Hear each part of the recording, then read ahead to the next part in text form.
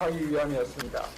기독교 성윤리와 가정윤리와 사회윤리의 기본이요 핵심으로 받아들입니다. 그렇지만 인간이 선택하는 성인 젠더를 채택하고 받아들이면 이런 문화적인 사명을 감당해 갈 수가 없습니다.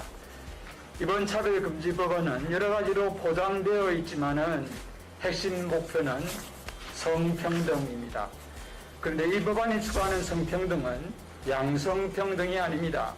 아울러 동성애, 양성애, 다자성애, 소아성애, 금수성애 같은 것도 이성애와 동등한 것으로 취급하고 대우하라는 것입니다. 그런데 이와 같은 것은 차별 금지 대상이 아니라 윤리적인 판단의 대상입니다. 이것들은 자연법에도 위반되고 일반 시민의 도덕에도 저촉되며 하나님이 세워진 창조 질서에 반하는 것이기 때문입니다.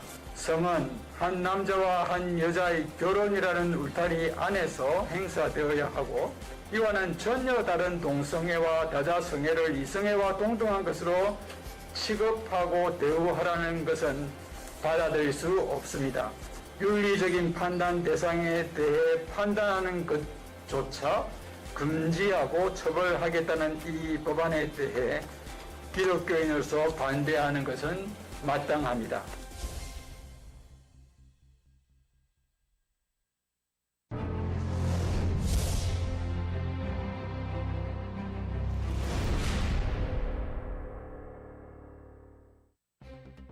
이 차별금지법의 숨겨진 목적은 뭐냐? 차별금지법은 이렇게 이제 제안을 딱 했는데요. 성별 정체성 요걸 싹 넣어놨거든요. 이 23개는 다 위장막이에요. 위장막. 그 가운데서 숲풀 속에 나무 2개를 하나 딱 심어 놓은 겁니다. 성적 지향, 성별 정체성에 의해서 차별을 금지하고 차별 금지한 사람에겐 처벌을 할 수 있도록 하는 것이 핵심 의도입니다. 성경은 하나님이 사람을 창조하되 하나님의 형상에 따라 남자와 여자로 창조하셨다라고 말합니다. 하나님은 놀라운 지혜로 사람을 남성과 여성이라는 서로 상반되는 특징을 지닌 존재로 지으셨는데 이는 남자와 여자가 서로 보완하여 보충하며 상보성을 갖고 한 목적성을 이루도록 하기 위함이었습니다. 기독교 성윤리와 가정윤리와 사회윤리의 기본이요 핵심으로 받아들입니다. 그렇지만 인간이 선택하는 성인 젠더를 채택하고 받아들이면 이런 문화적인 사명을 감당해 갈 수가 없습니다. 이번 차별금지법안은 여러 가지로 포장되어 있지만은 핵심 목표는 성평등입니다. 그런데 이 법안이 추구하는 성평등은 양성평등이 아닙니다. 아울러 동성애, 양성애, 다자성애, 소아성애, 금수성애 같은 것도 이성애와 동등한 것으로 취급하고 대우하라는 것입니다. 그런데 이와 같은 것은 차별 금지 대상이 아니라 윤리적인 판단의 대상입니다. 이것들은 자연법에도 위반되고 일반 시민의 도덕에도 저촉되며 하나님이 세워진 창조 질서에 반하는 것이기 때문입니다. 성은 한 남자와 한 여자의 결혼이라는 울타리 안에서 행사되어야 하고 이와는 전혀 다른 동성애와 다자성애를 이성애와 동등한 것으로 취급하고 대우하라는 것은 받아들일 수 없습니다. 윤리적인 판단 대상에 대해 판단하는 것조차 금지하고 처벌하겠다는 이 법안에 대해 기독교인으로서 반대하는 것은 마땅합니다.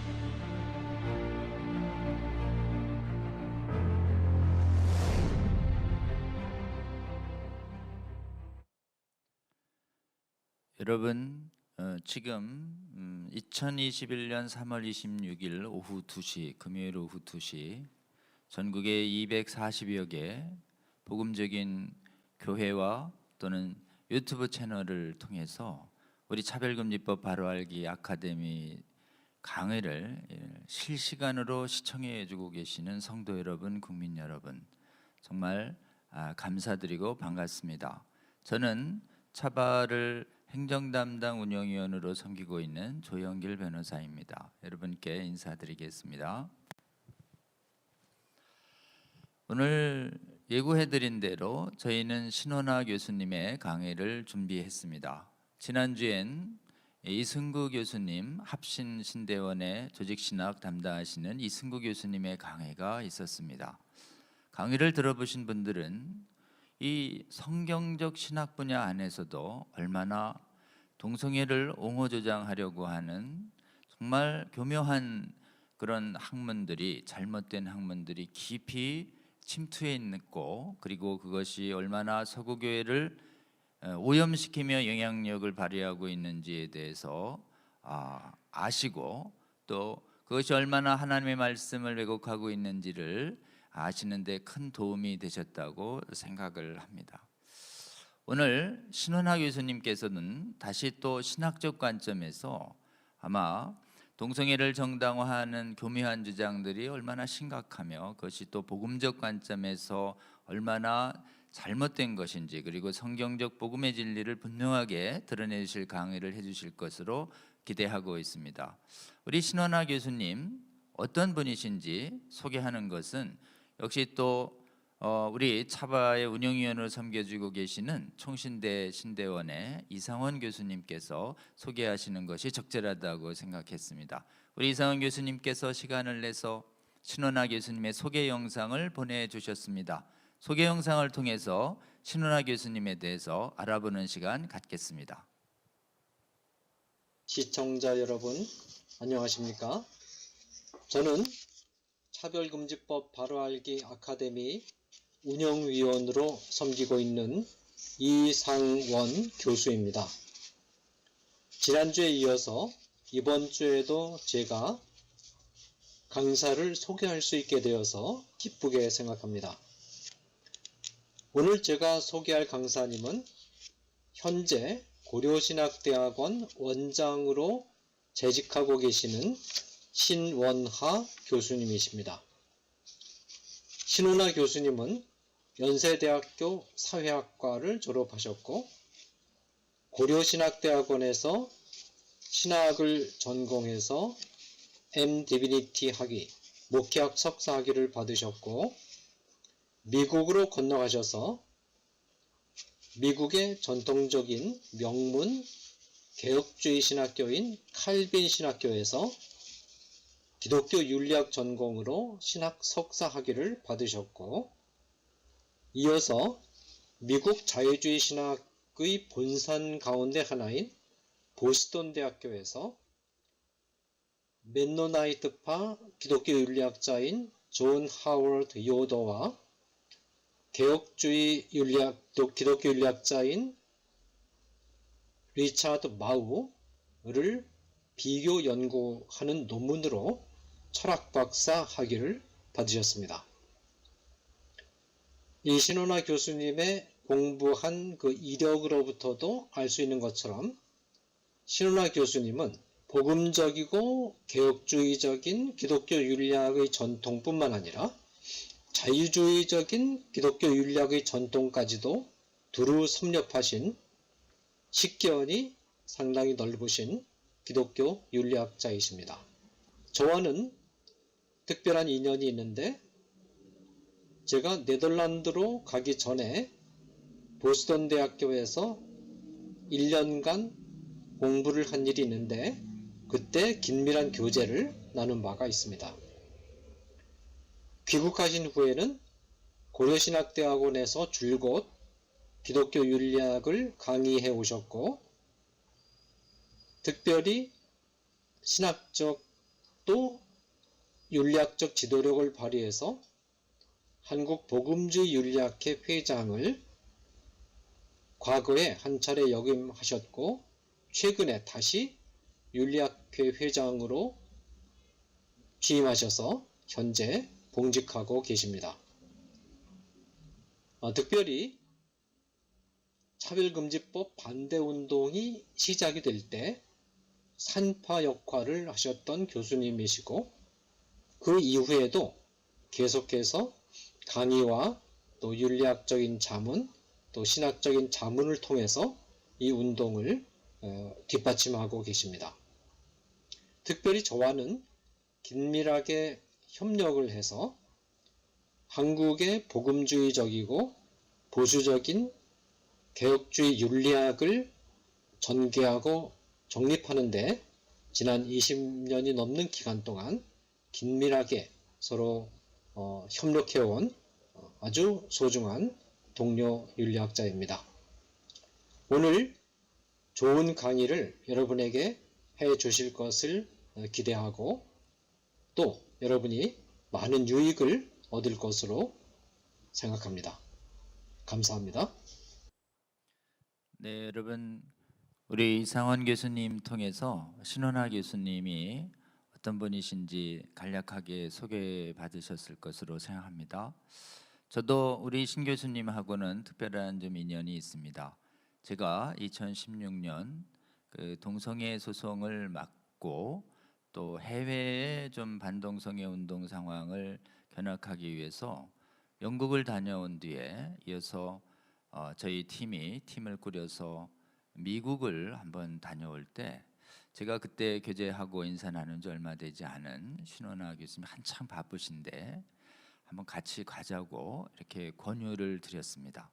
근데 신 교수님께서 그 바쁜 와중에 무려 일주일 이상의 시간을 빼주셔서 하재성 교수님하고 같이 그때 캘리포니아에 있었던 트루스 익스체인지 이런 반동성애 세미나에 참여해 주시고 또 저희 팀과 함께 ADF를 같이 방문을 한 뒤에 돌아오면서 한국에서 이 반동성애 운동과 차별금지법 막는 운동 성공하기 위해서는 무엇보다도 이 지적인 부분에서 아카데믹한 부분에서 신학을 비롯해서 분열이 없도록 미혹이 없도록 막는 복음적 아카데미 활동이 필요하다는 부분에서 의견을 같이 하시고 그때 한동엽 산하에 기독교 동성애 대책 아카데미가 출범할 때 이 기독교 동성애 대책 스쿨 대신 기독교 동성애 아카데미라는 이 이름을 지어주시는데 좋은 아이디어를 주셨고 또 운영위원으로 섬겨주셨으며 그 무렵 한국교회 안에서 시작된 이런 복음적인 아카데믹한 반대 운동을 시작하는데 아주 산파 역할을 해주셨습니다. 이런 귀한 역할 해주고 계시면서 또 고신대 지금 신대원 원장님까지 역임하시면서 정말 훌륭한 한국의 목회자들을 양성하기 위해서도 헌신하고 계신 분입니다. 신원하 교수님 우리 차바 강사로 모시게 돼서 더없이 기쁘고 또 영광으로 생각합니다. 우리 신원하 교수님 강의를 좀 모시도록 하겠습니다. 강의의 제목은 바울의 동성애 이해와 기독교 윤리라는 제목으로 여러분께 강의해 주시겠습니다. 신 교수님 모시겠습니다.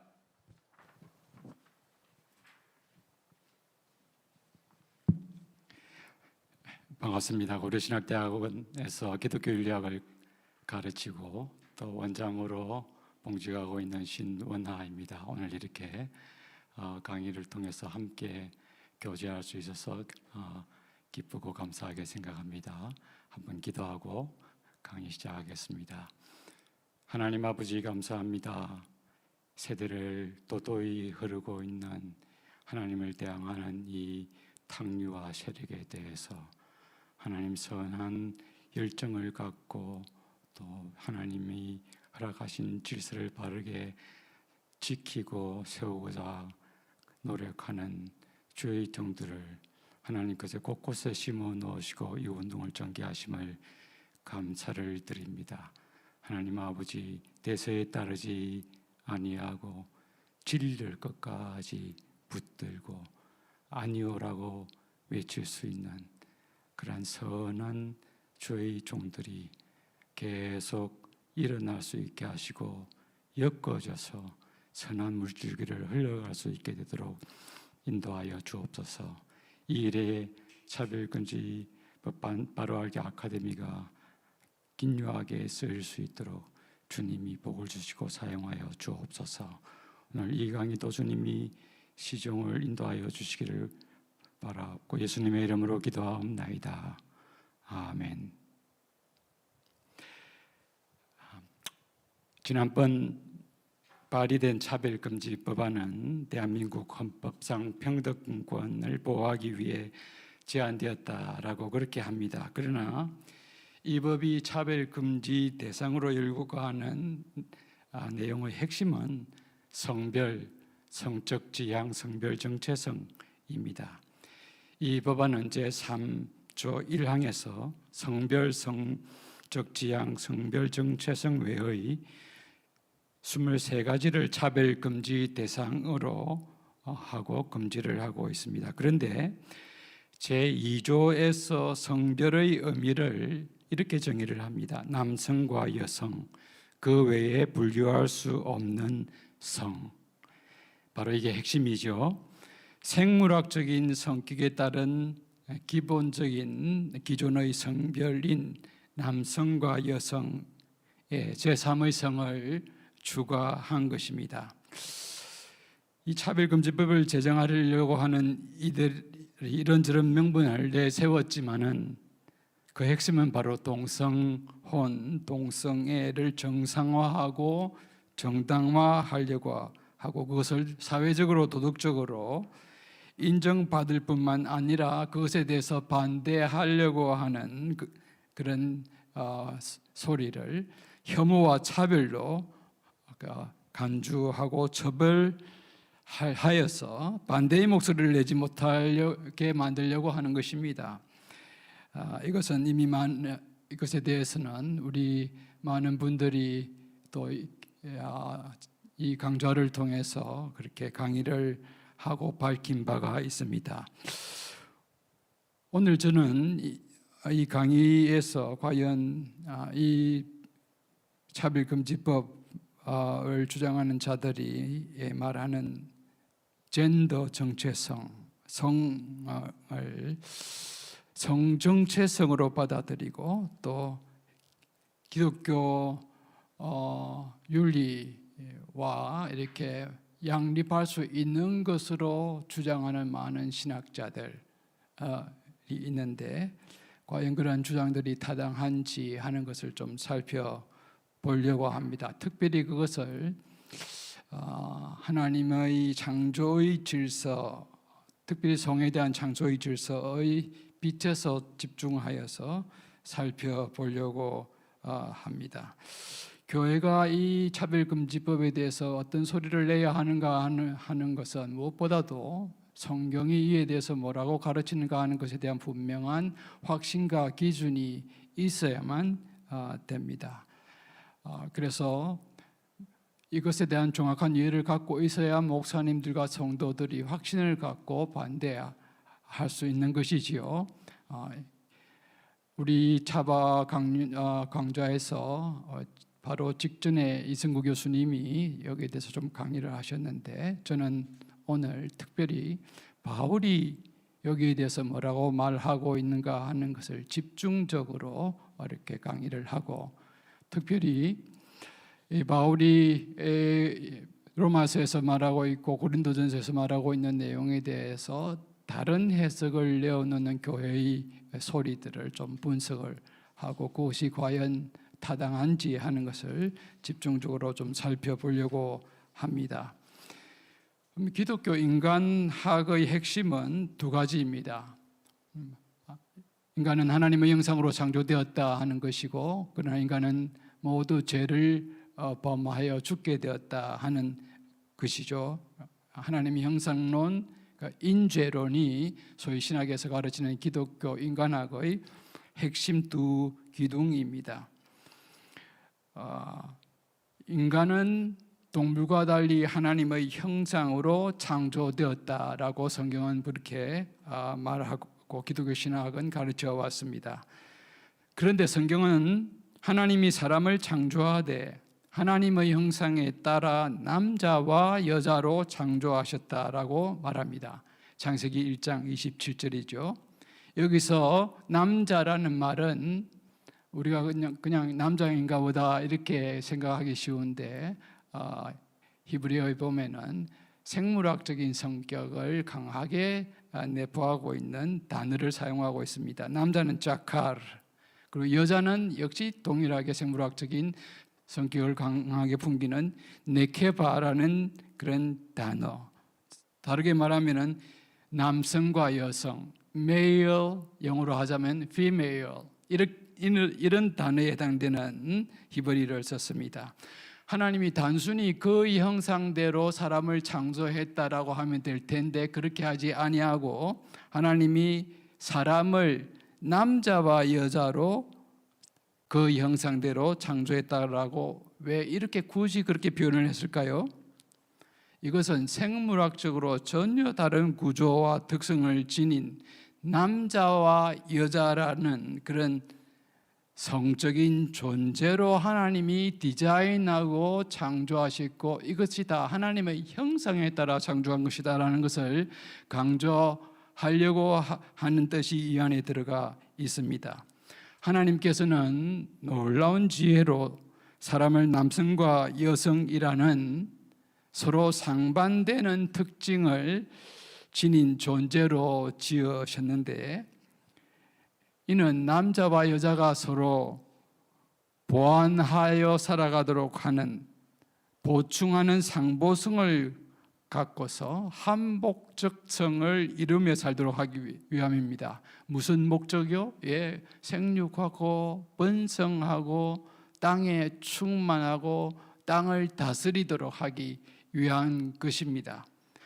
그것을 위해서 하나님이 사람을 창조한 것인데 사람을 창조하되 그 일을 위해서 남자와 여자를 창조했다라고 했습니다. 소위 우리가 창세기 1장이나 마태복음 28장 마지막 절에 나오는 것을 복음적 명령, gospel mandate라고 하면은 창세기 1장 28절에 나오는 이것을 가지고 cultural mandate, 문화적인 명령이라고 그렇게 이야기합니다. 생육하고 번성하고 땅에 충만하고 생물들을 다스리는 것인데 이 일을 위해서 하나님 형상으로 사람을 짓되 남자와 여자를 지으셨다는 겁니다. 생육하고 문화적인 명령을 행하기 위해서는 생육해야 되고 번성하는 것이 전제되는 것이지요.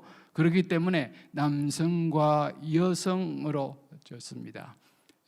그래서 두 다른 생물학적인 성을 가진 두 사람이 한 몸을 이루어서 그 한 몸을 이룰 때 하나님이 그에게 주신 선물로서 자손이 생산되게 하고 그 생산된 자녀를 통해서 공동체가 형성이 되고 그리고 땅을 다스리고 하나님이 원하는 문명들을 만들어 나갈 수 있는 것이지요. 이것이 소위 창세기에서 말하는 창세기 기사. 여러분 창세기는 기원의 책입니다. 그렇죠? 기원의 책에 제일 먼저 하나님이 결혼 제도를 하나님이 만드시면서 그 결혼 제도는 남자와 여자, 남성과 여성이라는 두 다른 생물학적인 성을 가진 존재가 한 몸을 이루는 것이 결혼이고 그 결혼의 한 몸됨에 대한 하나님의 보상이 선물이 인정이 바로 자손이 생산되는 것입니다. 그래서 가정이 형성되는 것이죠. 바로 이것이 하나님이 창조에 세우신 창조의 질서입니다. 이것을 믿고 그에 따라서 살아가려고 하는 것이 기독교 윤리의 대기초입니다. 그렇지만은 인간 사회가 구성하여서 새로이 만드는 소위 젠더이지요. 젠더를 받아들이면은 이런 문화적인 사명을 수행해 가는 데는 현격한 문제가 생기지 않을 수가 없습니다. 이번 차별금지법안은 여러 가지로 보장이 되어 있지만은 역시 그 핵심은 성별, 성적 지향, 성별 정체성 이고 또 그것으로 인한 차별을 금지하려고 하는 것입니다. 핵심 목표는 이것을 옹호하는 많은 분들이 주장하듯이 성평등이고 성평등 사회를 이루는 것입니다. 근데 여러분이 강의를 통해서 이미 들으셨겠지만 여기서 말하는 성평등이라는 것은 양성평등이 아닙니다. 다양한 성애를 또 다양한 섹슈얼 오리엔테이션을 갖고 또 오리엔테이션을 정당화하면서 그런 비헤이비어를 하는 사람들을 정당화하려고 하는 것이지요. 근데 이와 같은 것은 성애는 차별 금지 대상이 아니라 우리 기독교인에게서는 윤리적 판단의 대상입니다. 이것은 자연법에도 문제가 되고 선량한 미풍양 속에도 저촉이 되고 무엇보다도 하나님이 세우신 창조의 질서에 역행을 하는 것이기 때문입니다. 성은 하나님이 이미 창조에 세우신 질서대로 한 남자와 한 여자의 결합이라는 결혼의 울타리 안에서 행사되어야 하고 한 몸을 이루게 하는 기능을 위해서 쓰여져야 하고 이로부터 열려져 있는 생명 출산의 기능을 위해서 하나님 성은 주어졌습니다.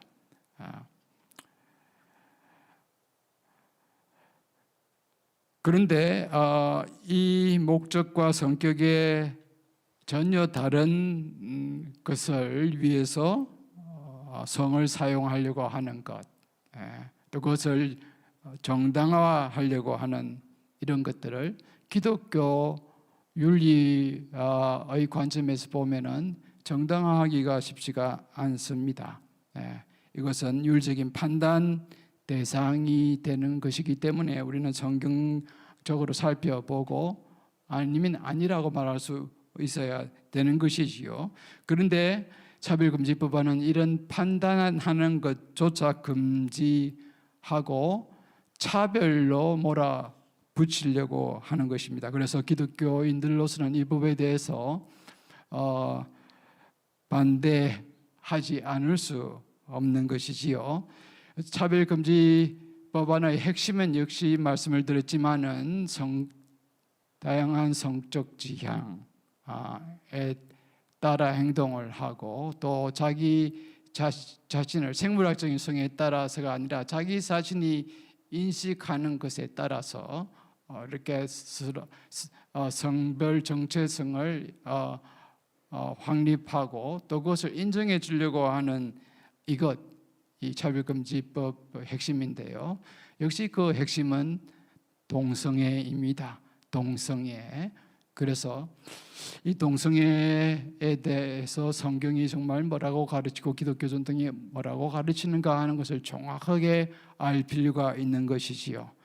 그래서 이제부터는 이제 정말 신약 성경이 여기에 대해서 뭐라고 말하는가 하는 것을 좀 살펴보되 특별히 동성애에 관해서 가장 중요한 본문이라고 할 수 있는 바울의 가르침이 따뜻하 있는 로마서 1장의 내용 그리고 고린도전서 6장 9절 10절 디모데전서 1장 10절 이 내용을 중심으로 그렇게 좀 살펴보고 마지막에 가서는 이 고린도 교회가 이런 문제가 많이 있었는데 바울이 고린도 교회에 이런 문제를 갖고 있는 고린도 교회에 이들을 어떻게 대하고 이들을 해서 목회를 할 것을 고민했는지를 조금 살펴보면서 오늘 우리의 현대 교회가 이 바울의 고린도 교회에 대해서 고민한 내용의 빛을 통해서 우리가 어떻게 목회를 해야 될 것인지 이들에 대해서를 좀 제시를 하려고 그렇게 합니다. 가장 중요한 본문은 로마서라고 그랬지요. 바울이 로마서 1장 24절에서부터 27절까지 이 내용이 나옵니다. 바울은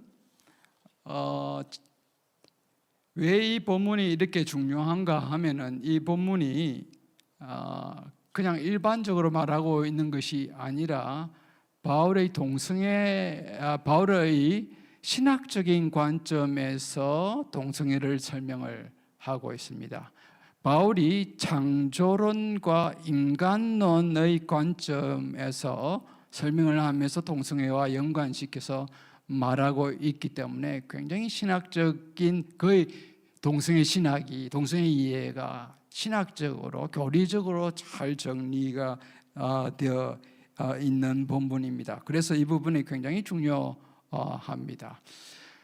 여러분, 이 본문을 이해하기 위해서는 단순히 로마서 1장 24절, 27절만 보아서는 안 됩니다. 이 본 내용이 놓여져 있는 이 맥락, 전후 맥락이 아주 중요한데요.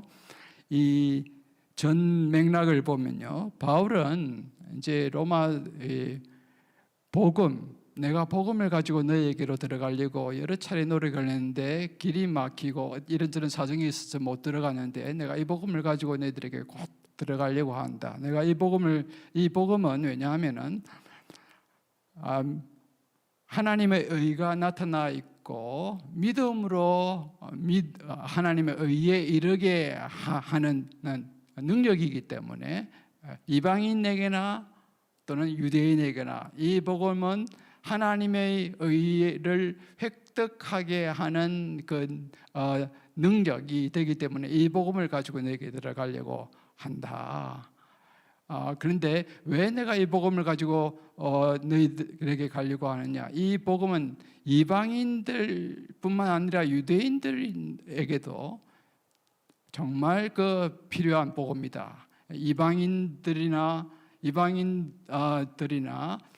유대인들이나 자기 의로는 하나님의 의에 이르지 못하게 되고 죄의 값으로 인하여 사망을 받을 수밖에 없는 존재인데, 이 복음에는 믿음으로 하나님의 의를 이룰 수 있는 그 내용을 담고 있기 때문에 내가 이 복음을 가지고 너에게 간다. 그렇게 이야기하면서 왜 이방인들이 이 복음이 정말 필요한지, 유대인들도 왜 이 복음이 필요한지를 설명하면서 이방인들의 불의를 쭉 설명을 합니다. 이방인의 불의, 그것이 1장 18절에서부터 32절까지 나오는데요. 특별히 24절이 나오기 전에 1장 18절부터 23절에 보면요, 이렇게 여러분 1장 20 보면은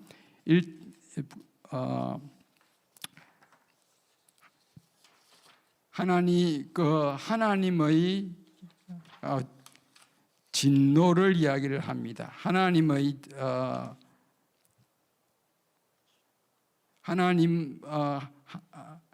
하나님의 진노가 불의로 진리를 막는 사람들에게 위로부터 나타났다. 그렇게 말을 하고 있지요. 예.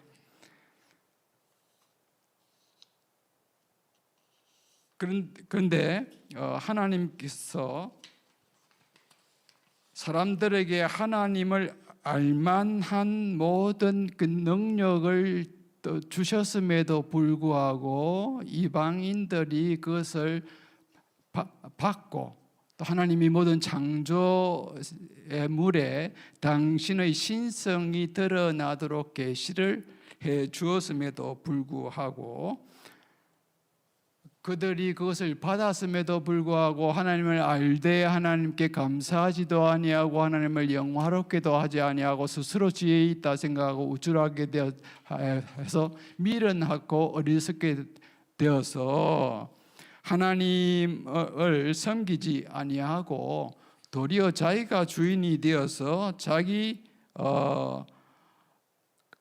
우상을 숭배하면서 이렇게 살아가게 길을 고집했다 하는 이야기들을 쭉 합니다. 그렇게 이야기를 하면서 그러므로 하나님께서 24절에 보면 바로 이런 죄악 때문에 하나님께서 그들을 더러운 욕망에 내버려 두셨다 그랬습니다.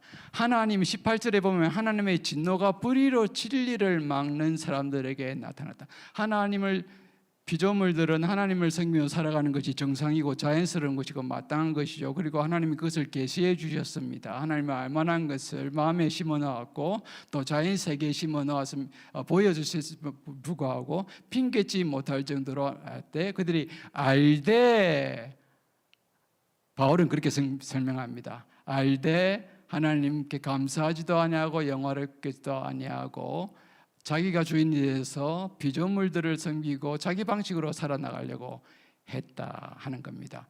거기에 대해서 18절에 보면 그것을 불의라고 이야기합니다. 그래서 그 불의에 대해서 하나님의 진노가 그들에게 임하여 하늘로부터 나타났다라고 하면서 24절에 이제 쭉 하나님께서 그 진노의 내용이 나오죠. 그래서 진노의 내용이 뭐냐? 하나님이 그들을 더러운 정욕에 따라 행하도록 그들을 내버려 두었다. 그들의 정욕대로. 여러분, 여기에 대해서 이제 많은 학자들이 이런저런 논란이 많습니다만 그 중에서 에른스트 쾌제만이라는 독일어 유명한 이 학자는 그 로마서 주석에서 이 부분을 굉장히 이렇게 순서를 잘 보아라 이렇게 하면서 우리들이 생각하기에는 동성애와 여러 가지 불의한 죄를 행하였기 때문에 하나님이 진노를 그들에게 한 것 같이 이렇게 생각하기 쉬운데 순서가 완전히 바뀌어져 있다 그렇게 말하고 있습니다. 무슨 하나님의 진노는 그런 죄를 범했기 때문에 나타난 것이 아니고 하나님을 알만한 것을 심어주고 하나님을 섬기면서 살아가도록 인간을 만드시고 그렇게 창조를 하셨음에도 불구하고 인간이 스스로 하나님을 섬기기를 싫고 스스로 지혜 있다 생각하고 자기가 주인 되어서 자기 방식대로 살아가려고 하게 되었다는 것이죠. 그래서 이제 하나님을 등진 사람입니다. 그래서 피조물의 모양대로 우상을 만들고 또 피조물을 섬기고 하나님을 섬기기를 지뢰하고 그렇게 나아갔는데 바로 그것을 불의로 보고 하나님이 그에 대해서 진노하셨다는 겁니다. 그 결과 진노의 내용이 뭐냐? 그러므로 24절에 하나님이 그들의 정욕대로 살도록 그들에게 내버려 두었다. 그럼 이게 하나님이 내버려 두니 그들이 본래 하나님 섬기기를 싫어하는 하나님의 질서를 거부하며 자기 방식으로 살려고 그렇게 했던 사람이 수직적인 측면에서는 하나님을 섬기면서 하나님을 섬기는 자연스러운 방식인데 그 자연스러운 방식을 거부하고 자기가 피조물을 섬기는 그 비자연스러운 방식을 택하게 되어서 하나님이 진노하셔서 하나님이 그들을 내버려 두시죠. 그러니까 인간의 그런 관계에서의 질서에 있어서도 그들이 자연스러운 질서를 버리고 또 정상적인 질서를 버리고 욕망에 따라 행하면서 비자연스러운 행동을 하게 되었다. 그렇게 바울이 이 본문에 대해서 설명을 합니다. 그 때문에 이들이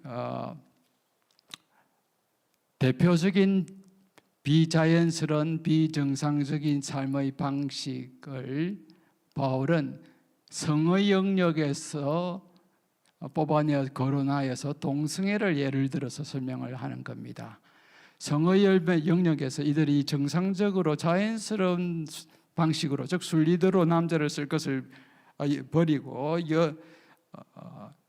영리로 썼다. 그렇게 말을 하죠. 이것이 오늘 본문에 나오는 1장 26절, 27절입니다.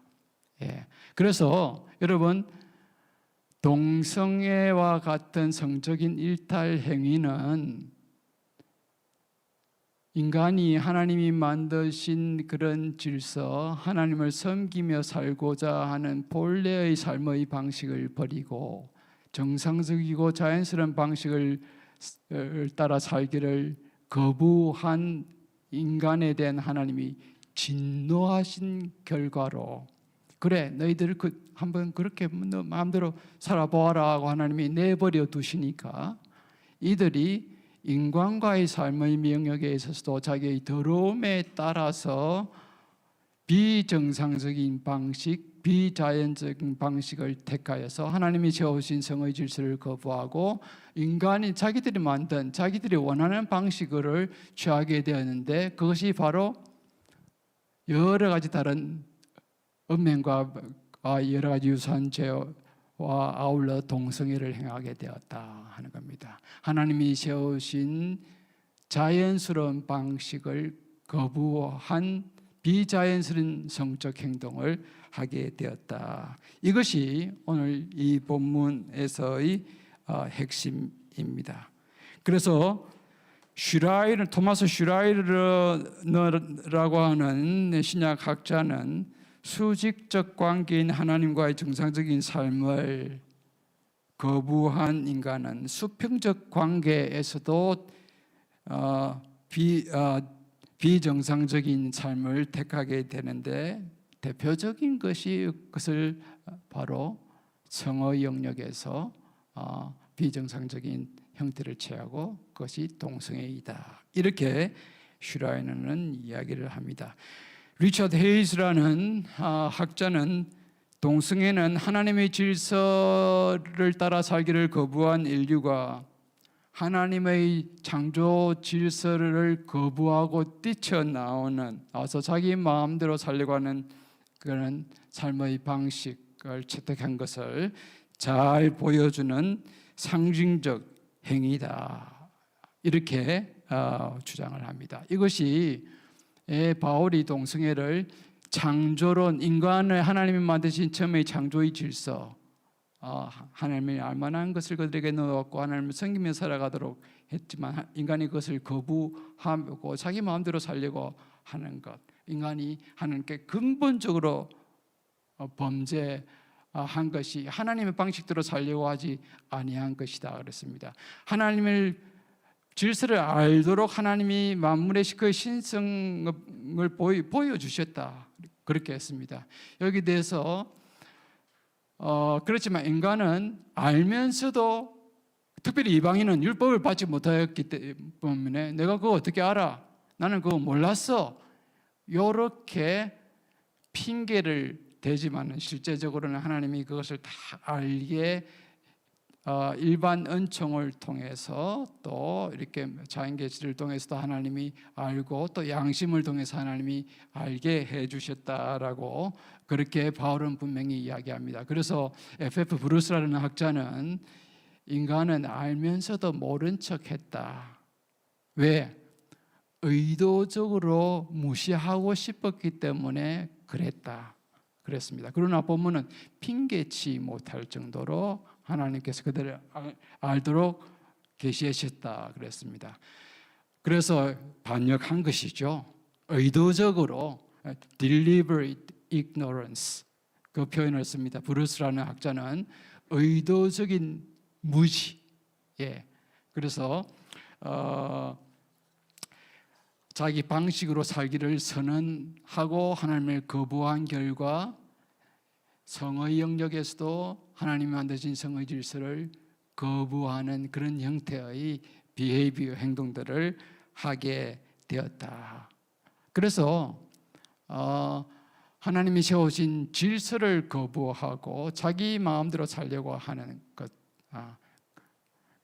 그것의 한 양상으로 동성애를 바울은 설명합니다. 바울은 본래 이 본문에서 동성애를 설명하려고 하는 의도는 교리를 설명하려고 의도로 이 본문을 쓴 건 아닙니다. 인간의 근본적인 죄와 유대인과 헬라인 모두에게 다 이런 죄로 인하여 심판을 받을 수밖에 없고, 그래서 이들에게는 복음이 필요한 존재이고 믿음으로 구원을 받을, 그들도 역시 믿음으로 구원을 받아야 할 존재이다 하는 것을 설명하는 면에서 이런 쭉 설명을 하고 이방인의 근본적인 죄가 무엇인가, 죽을 수밖에 없는 죄, 복음이 필요한 사람으로서의 그들의 죄가 무엇인가를 설명하는 그런 맥락에서 동성애를 이야기를 하고 있는 겁니다. 그래서 이 부분이 굉장히 중요한 것이죠. 그런데 그래서 동성애는 하나님을 떠나서 자기 마음대로 자기 방식대로 살아가려고 하는 인간이 실제로 자기 마음대로 살아가는 한 그 성적인 모습입니다. 그러니까 하나님이 그런 하나님을 섬기며 경배하고 살아가야 할 인간, 하나님께 영광을 돌리고 살아가야 할 인간이 그것을 거부하고 또 하나님 우상 숭배를 하고 하나님이 진리를 불의로 막는 그들에게 하나님이 오래 참으시다가 진노하셨는데 그 진노의 내용은 내버려 두는 것이죠. 내버려 뒀더니 자기들의 정욕과 욕망에 따라 그들이 자기가 기울어지면서 바로 이런 동성애를 하게 되었다 하는 겁니다. 여러분, 그래서 동성애는 하나님 떠난 인간이 자기 방식대로 살기를 선언하고 실제로 그 자기 방식대로 행하는 한 모습입니다. 이건 핑계치할 수 없는 것이죠. 그런데 이것을 이제 바울은 여기 본문에서 중요한 논쟁이 되는 것이 순리 영리의 개념을 사용을 합니다. 바울은 그들이 순리대로 하지 않고 영리를 했다. 우리나라 말로는 순리 또 영리를 썼지만은 여기서 이제 본문은 영리라는 것을 페라피신이라고 쓰고 있습니다. 이 페라피신, 이것은 피신, 페라라는 것은요 against라는 말입니다. 반대해서. 그러니까 피신이라는 것은 자연으로 번역이 되어질 수 있습니다. nature인데 그것을 이제 여기는 영어로는 그냥 nature라고 번역을 하는데요. 우리나라 말은 순리 또 페라피신을 영리라고 그렇게 말을 하고 있습니다. 그러면 여기서 순리가 과연 무엇일까?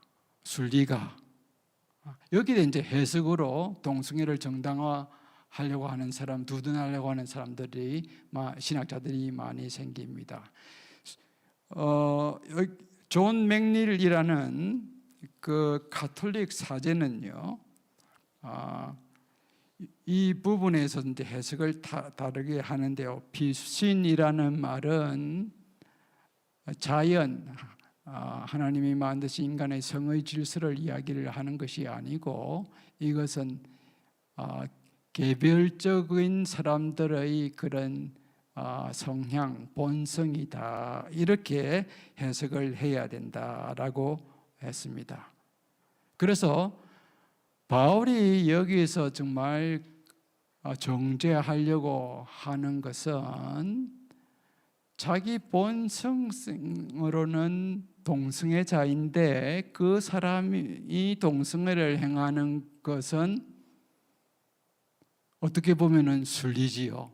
그 사람, 그래서 그것을 정리하려고 하는 것이 아니고 본성으로 이성애자인데 불구하고 동성애를 행하는 것을 정죄하는 것이다. 이렇게 이제 해석을 했습니다.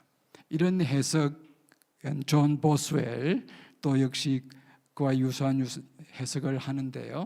존 보스웰은 두 부류의 동성애를 이렇게 나누어서 설명을 합니다. 하나는 도착, inversion과 또 하나는 변태입니다. 영어로 perversion이라고 할까요? 도착이라고 하는 것은 어떻게 보면은 남자이지만은 남자를 좋아하는 그런 성향을 갖고 도착된 것이죠. 그런 것, 동성애적 본성을 갖고 동성애 행위를 추구하는 것은 inversion, 도착이라고 이야기를 하고, 변태는 동성애이지만은 이성애자이지만은 동성애를 행하는 것. 이성에 걸려 있는데도 또 동성애 행하는 것. 이걸 perversion이라고 합니다. 바울이 여기서 정죄하는 것은 변태자들에게 대해서 해당하는 것이다. 그것은 왜냐하면은 피신, 자기 본성을 거스르는 것이기 때문이니 영리이다. 그래서 바울의 동성애 정죄는 변태로서의 동성애에 대한 것이고 도착과는 무관하다. 근데 바울이 20세기, 21세기에 살았으면은 이 도착 증세를 갖고 있는 사람들이 많이 있음을 알게 되고 과학이 밝혀지고 심리학이 밝혀지는 대로, 그러면 바울은 그런 사람들을 정죄하려고 했었지는 않았을 것이다. 이렇게 주장을 합니다. 대충 이해가 되십니까? 그것이 존 보스웰이 쓴 저 책에서 그렇게 설명을 합니다. 자, 그러면 정말 바울이 거기서 말한 영리라는 표현을 그런 의도로 썼을까? 그러면 그거 굉장히 중요한 질문이겠죠. 바울은 여러분 그 맥락을 쭉 살펴보면은요, 바울은 거기 자연, 영리할 때 또 순리할 때, 그것은 우리나라 영어로 nature인데요. 그 nature라는 말을 바울은 무슨 의도로 썼을까?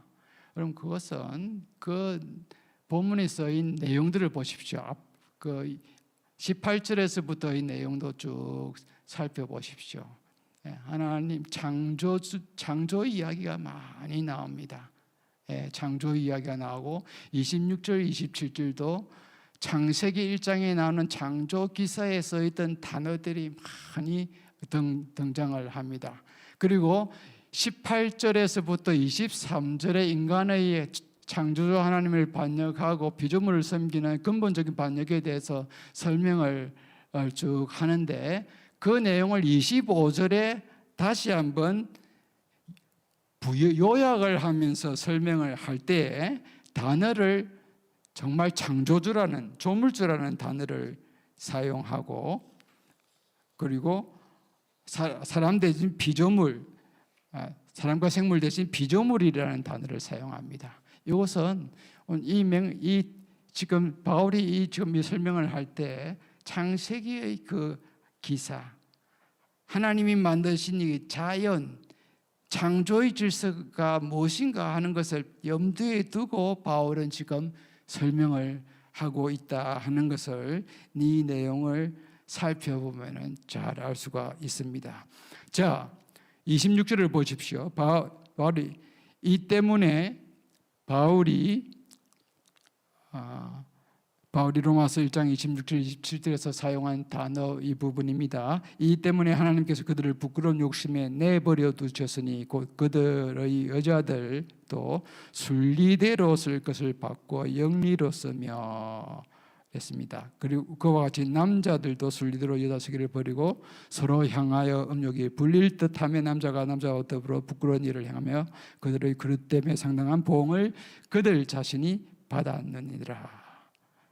여기서 바울이 쓰고 있는 단어들을 잘 보면요, 그들의 여자들한테 텔레이아이, 여기서 텔루스의 복수형인데요, 이 여자라는 말입니다. 헬라어로. 남자들도 알세네스라고 쓰는데 그것도 알센의 복수형이죠. 그런데 이 두 단어들은요, 생물학적인 성격을 나타내는 단어입니다. 남성, 어떻게 보면 수컷, 영어로 말하면 male입니다. 그러니까 여성도 텔리스라는 것은 female입니다. 여러분, 그런데 여기에 사회적 구분을 나타내는 신사, 남자, 남편이라는 말은 아내라는 단어가 있는데 그 말을 안 쓰고 알센이라는 말을 쓰고, 또 숙녀, 귀네라는 단어가 있는데 그것을 안 쓰고 텔리스라는 단어를 사용했습니다. 그런데요, 이것도 이 단어들도 하나님이 처음에 하나님의 형상대로 사람을 창조하시고 하나님의 형상대로 남자와 여자를 창조하시고 할 때에 그때 거기 썼던 단어들을 그대로 갖고 오는 겁니다. 그것을 난 그 창세의 기사를 늘 합니다. 예. 그래서 보십시오. 창세기 1장 27절을 제가 한글, 영어, 헬라 70인 번역, 히브리어 이렇게 번역을 해두었는데요. 우리나라 말로 창세기 1장 27절 하나님이 자기 형상 곧 하나님의 형상대로 사람을 창조하시되 남자와 여자를 창조하시고 이렇게 돼 있죠. 이 구절을 창세기 로마서 1장 26절이 그대로 이제 단어를 채택을 하는데요. 여기서 보면은 사람을 창조하시되라는 말은 제가 조금 전에도 이야기를 했지만은 이 사람은 남자와 여자를 창조하시고 할 때는 생물학적인 성격을 가진 단어가 쓰였다라고 말씀을 했죠. 그런데 이 히브리어를 헬라어로 번역을 한 70인 BC 주전 한 3, 4세기경에 유대인들이 그 디아스포라 나라를 잃고 헬라 제국에 흩어져서 그렇게 살아가고 있는 그런 유대인들이 이제 히브리어를 상당히 많이 잃어버렸습니다. 그래서 구약을 좀 읽고 싶어도 히브리어가 부족해서 제대로 못 읽는 사람들이 너무나 많고 그래서 그것을 헬라어로 번역을 했는데 그것을 12지파에서 이렇게 6명씩 차출을 해서 70명을 모아서 이렇게 랍비를 모아서 구약을 번역을 한 겁니다. 구약을 그것이 70인역인데요. 구약을 헬라어로 번역했는데 구약의 히브리어 성경에는 하나님이 사람을 그 형상 즉 하나님의 형상으로 창조하시되 남자와 여자로 그들로 남자와 여자로 창조했다 이렇게 히브리어는 써 있는데 그때 짜카르와 네케바라는 단어가 쓰였고 이것을 헬라어가 번역을 하면서 알센과 텔리스로 번역을 했다. 이 단어를 생물학적인 의미를 진 단어를 썼는데 이 단어를 바울이 그대로 1장 27절의 단어를 갖고 와서 사용합니다. 그래서 남자가 남자와 더불어 이런 짓을 행하는 것. 남자와 여자와 한 몸이 되어야 되는데 하나님 만드신 질서를 따르지 아니하고 남자가 남자와 더불어 했다. 이렇게 이야기를 합니다. 그런데 이제 이런 문맥적인 것을 보면은 바울이 그러면 이 하나님 떠난 이방인이 스스로 우쭐하게 되어서 공중의 새와 땅의 짐승과 기어다니는 것들을 하나님 형상 하나님을 이다 하면서 우상을 섬기다 하는 것도 바로 창세기 있는 그 단어 1장 30절에 나오는 단어 표현을 그대로 갖고 오는 거죠. 그래서 하나님이 만드신 자연 질서, 창조의 질서가 있는데 반역한 인간들은 그 질서를 따르기를 거부한 것을 바울이 쭉 설명을 하고 있습니다.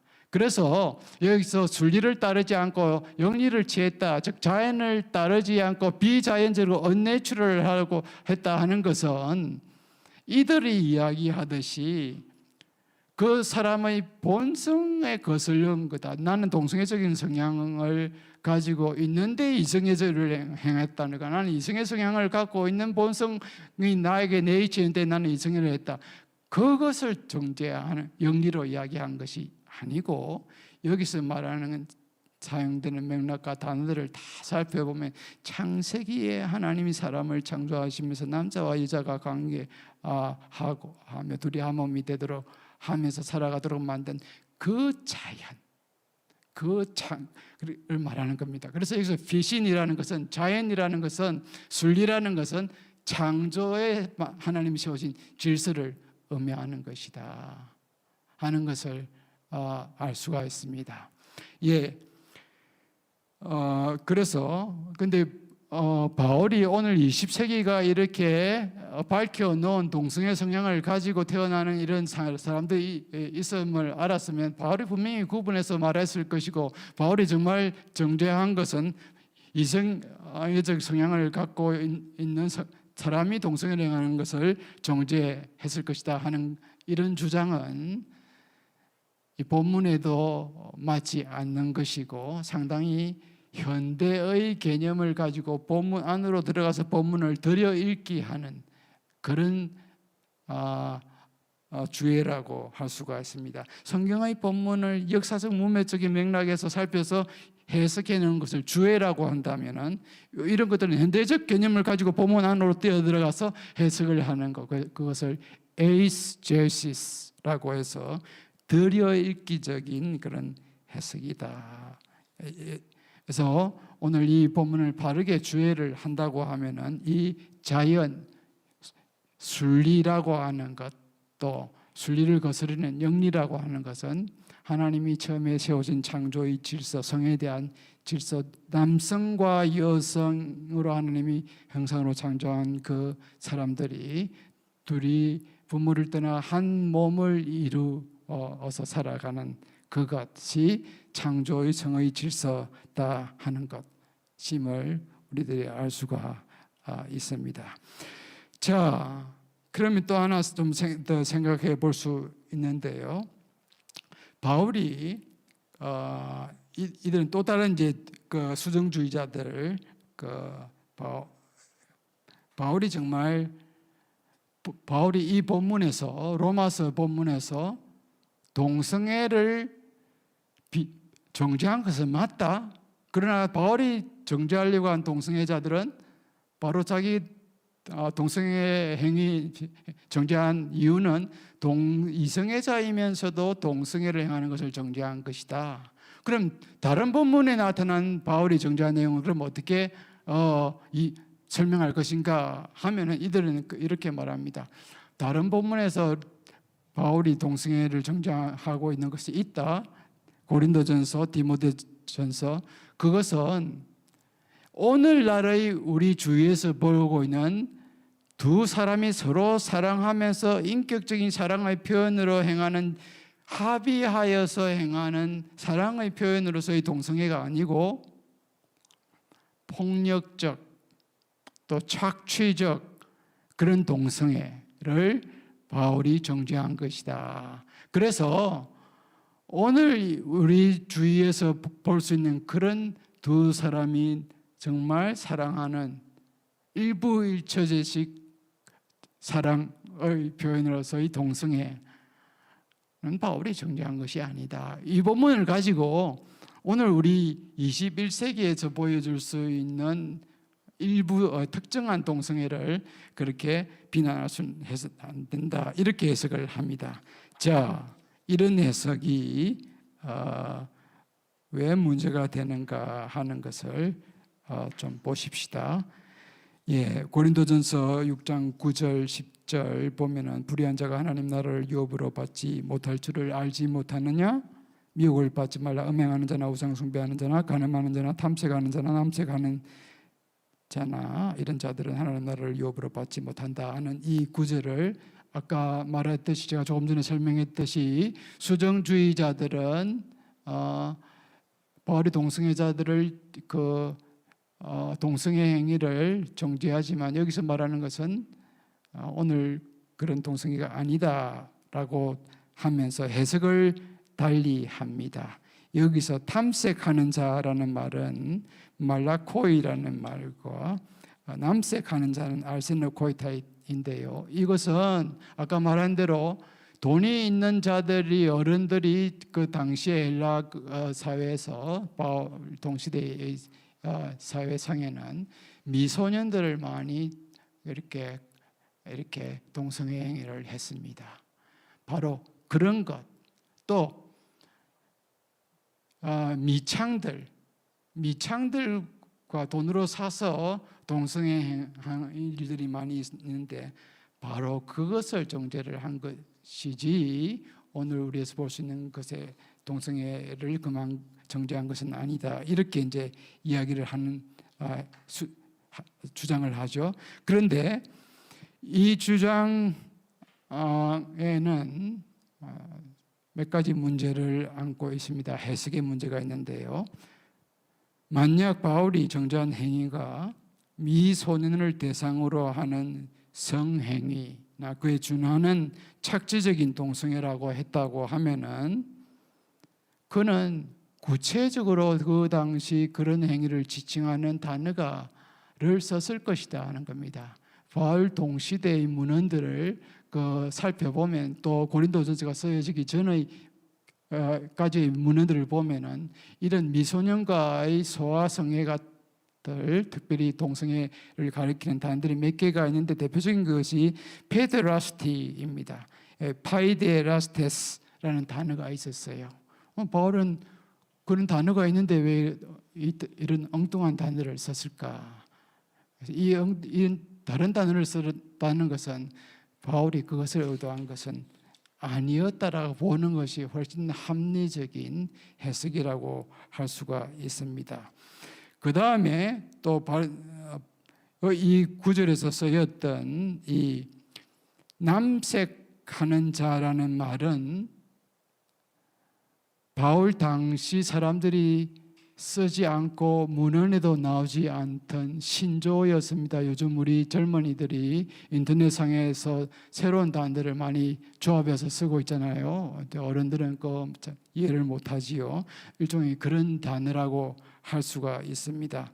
그런데 이 신조어는요, 이것을 연구한 학자가 이게 도대체 이 단어, 왜 바울이 어디에서 이 단어를 힌트를 얻어서 썼을까 연구를 했는데 보니까 70인령에 레위기 18장 22절, 20장 13절에 여자와 눕듯이 남자와 눕지 말라 이는 가정한 것이니라 하는 그 동성애를 금지하는 레위기 율법 쓰였던 단어들을 바울이 합성시켜서 만든 것이다 하는 것을 발견하게 되었습니다. 너는 여자와 동침한 같이 남자와 동침하지 말라.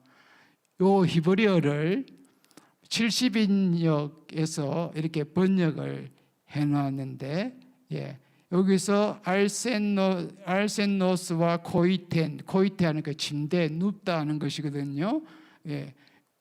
그 두 단어 70인용에 쓰였던 헬라를 레위기 23장 13절 똑같이 알세노스와 코이텐이라는 단어가 쓰입니다.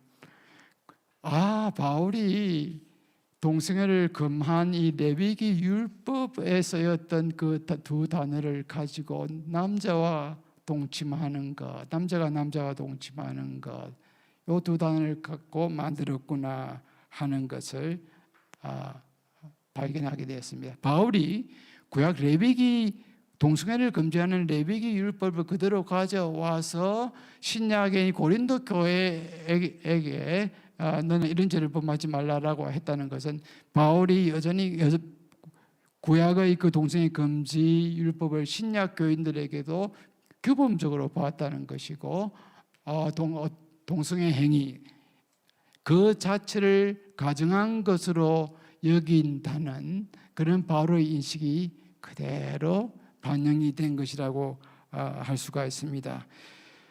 그래서 바울은 미소년 동성애나 매춘 착취적 성행위로서의 동성애만이 아니라 동성애 행위 그 자체를 죄로 여긴다는 것을 알 수가 있습니다.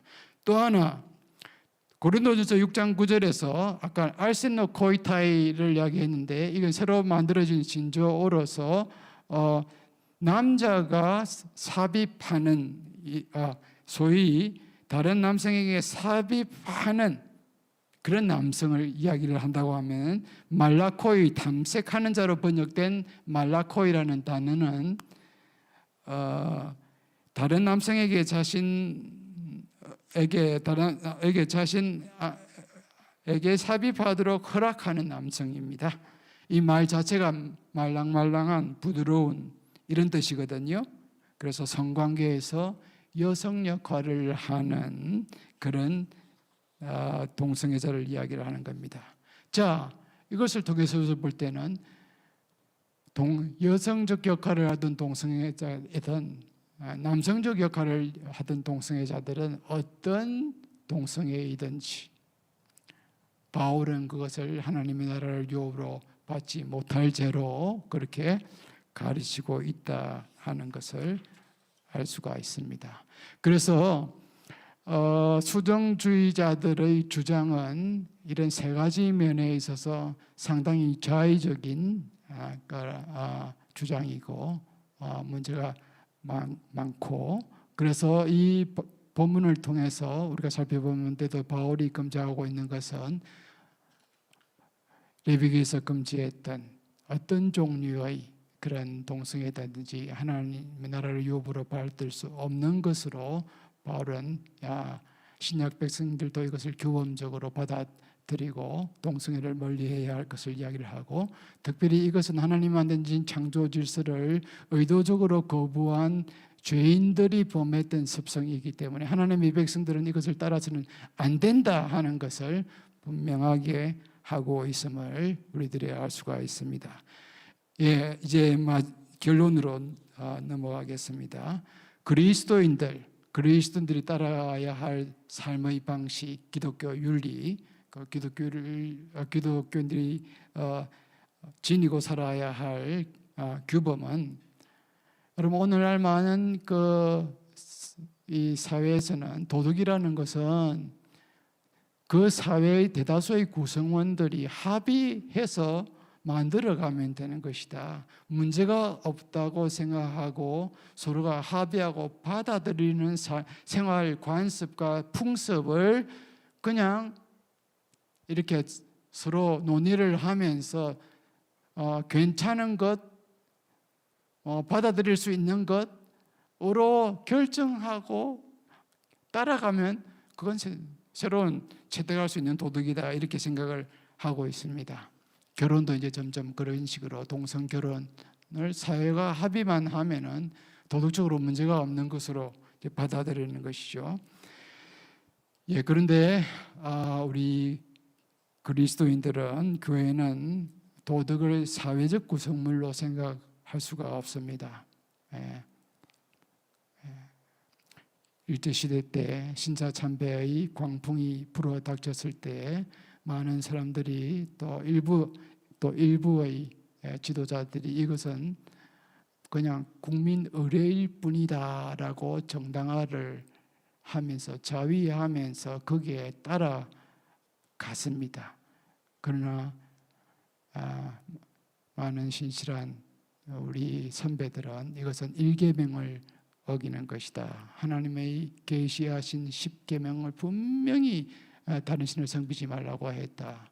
일왕을 천왕이라 해서 섬기는 행위는 할 수가 없다라고 선언하면서 대세에 따르지 아니하고 하나님 말씀을 진리로 받아들이면서 그것을 끝까지 굳게 붙잡고 나아갔죠. 물론 그 대가는 쓰라리였습니다마는, 그런 하나님이 그들을 통해서 새로운 한국 교회의 깨끗한 물줄기를 흘려 오셨습니다. 그런 순교의 피를 흘렸기 때문에 한국의 오늘이 있는 것이, 한국의 오늘과 같은 교회가 있는 것이라고 생각을 합니다.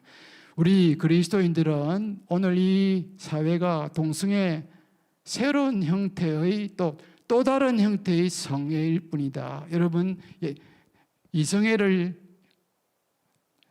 오른손잡이의 성애라고 하면은 동성애는 왼손잡이의 성애와 같아, 이렇게 지금 이제 교회들이 정당화를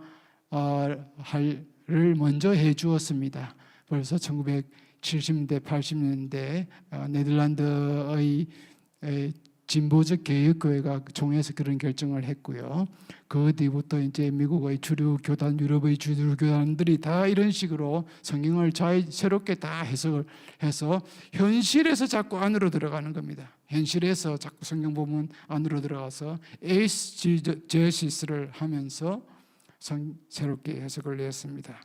그러나 우리가 살펴봤지만은 하나님께서 거의 택한 백성의 이방인들과 다른 거룩한 삶을 살아가도록 하나님이 거의 백성을 위한 규범과 계명을 분명히 주었습니다. 레위기서에 나오는 18장 20장의 내용도 너희들은 앞으로 내가 너희를 이끌고 들어갈 그 땅의 백성들의 풍습에 따르지 말고 너희들을 이끌어내었던 그 땅, 즉 애굽 땅의 백성들의 풍습을 따르지 말라라고 말하면서 그들이 근친상간을 행하고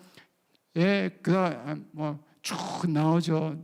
레위기 18장 20장에 보면은 수간을 행하고 간음을 이웃의 아내를 범하고 하는 그 맥락에서 동성애를 집어넣었거든요. 그것은 가나안 사람의 풍속이고 애굽 사람의 풍속이었는데 너희들은 하나님의 거룩한 백성이니 그렇게 살면 안 된다 하고 제시한 것이죠.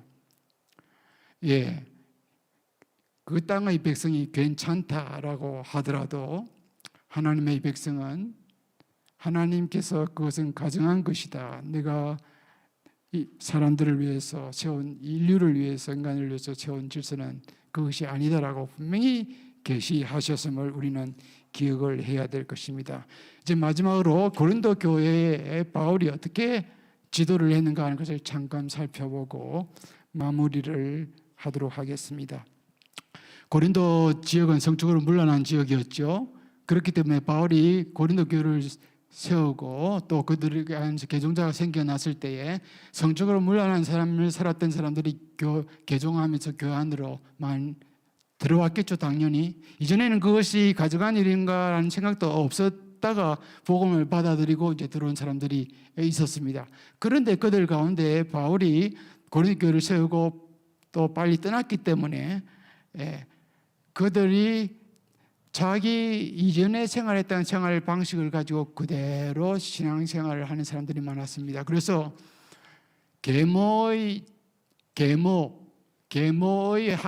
간음을 한 사람도 있고, 그 다음에 창기와 매춘 행위를 한 사람이 있었는데 그런 사람에 대해서 교회가 치리를 하지 아니하고 그대로 두었습니다. 근데 그 소식을 가지고 바울에게로 와서 성도들이 전했을 때 바울이 그들에게 고린도전서를 쓰면서 너희들에게 그런 소문이 있었는데 고린도전서 5장에 보면 그들을 내쫓아라 이렇게 이야기를 합니다. 내쫓아라.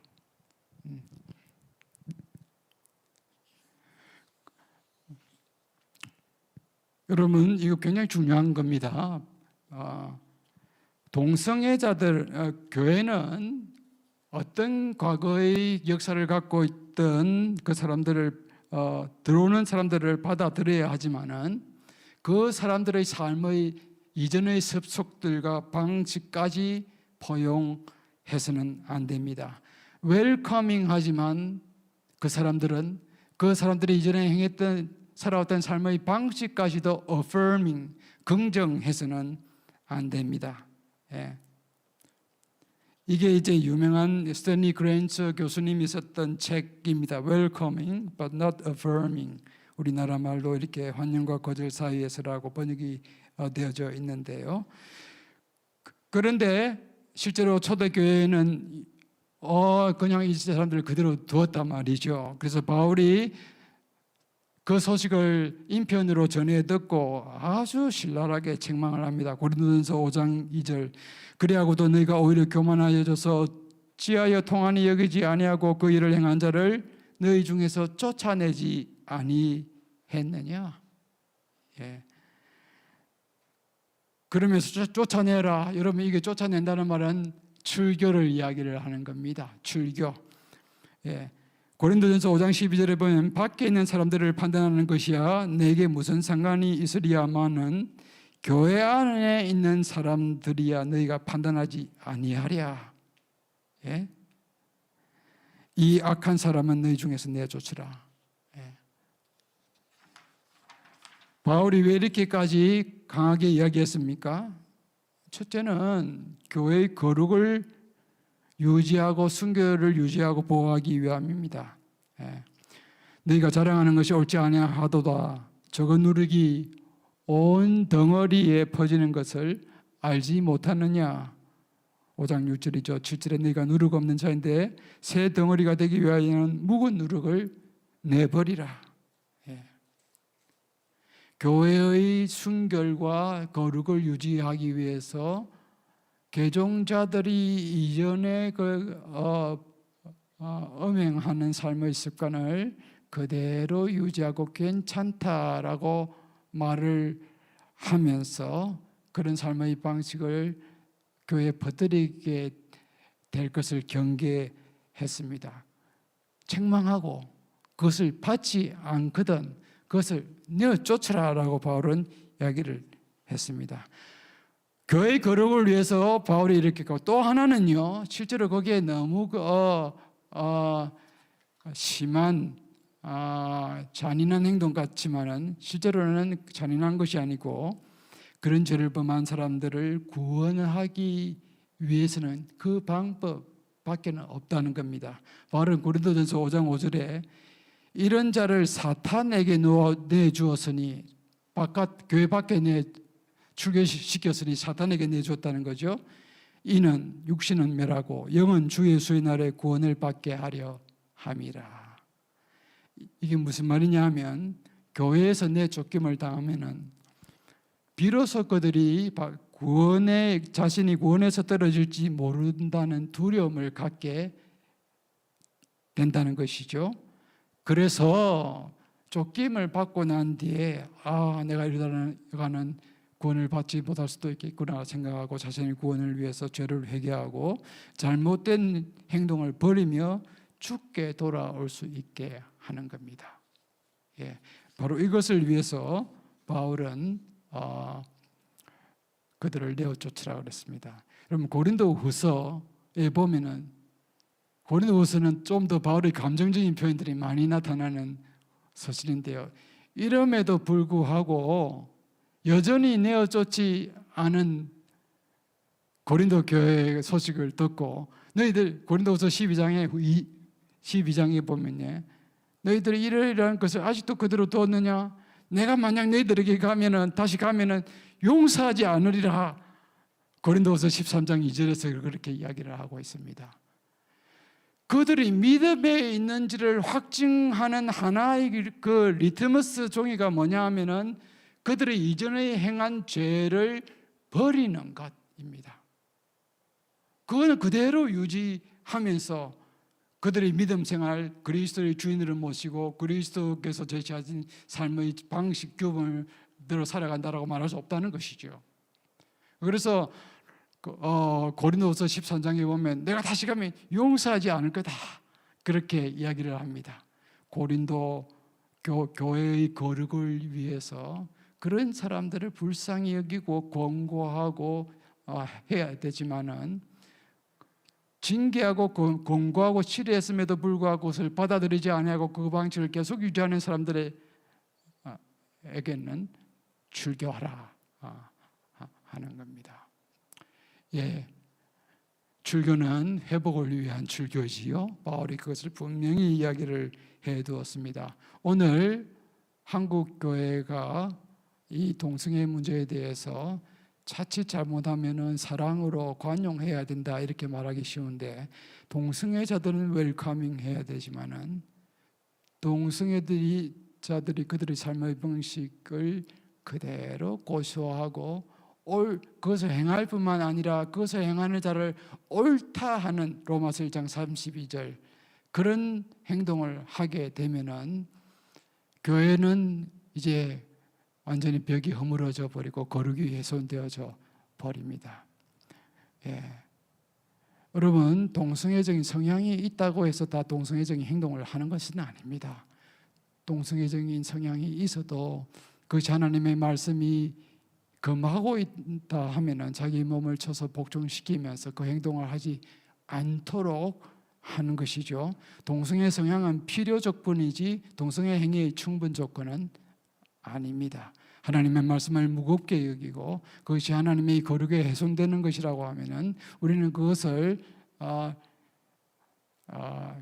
그것과 싸울 피 흘리기까지 싸운다 하는 그런 말씀처럼 그런 태도로 거부하면서 싸워 나가야 하리라고 그렇게 생각을 합니다. 강의를 들으시는 성도 여러분, 동성애 문제 정말 쉽지 않은 문제입니다. 자칫 잘못하면 사랑이 없는 그들을 비판하면은 사랑이 없는 모습이다 이렇게 이야기를 하고 또 물타기를 하는 참 그런 흐름들이 교회 내에도 많이 있습니다. 복음주의자들 가운데서 그런 주장이 있습니다.